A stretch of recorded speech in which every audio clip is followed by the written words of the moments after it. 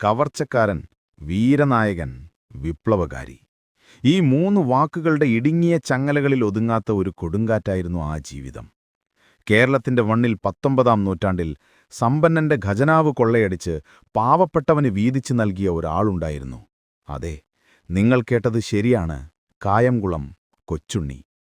തിരുവിതാംകൂർ രാജ്യത്തെ വിറപ്പിച്ച, എന്നാൽ ജനഹൃദയങ്ങളിൽ സിംഹാസനം നേടിയ ഈ ഇതിഹാസ പുരുഷന്റെ കഥയിലേക്ക് സ്വാഗതം. അവന്റെ കഥ തുടങ്ങുന്നത് ഏകദേശം 1818-ൽ കായംകുളത്തിനടുത്തുള്ള കീരിക്കാട് എന്ന ഗ്രാമത്തിൽ. ഒരു സാധാരണ മുസ്ലിം കുടുംബത്തിൽ ജനിച്ച കൊച്ചുണ്ണിക്ക് ചെറുപ്പത്തിലെ അച്ഛനെ നഷ്ടമായി. ദാരിദ്ര്യം. ആ ഒറ്റ കാരണം അവനെ ഒരു പലചരക്ക് കടയിലെ ബാലവേലക്കാരനാക്കി.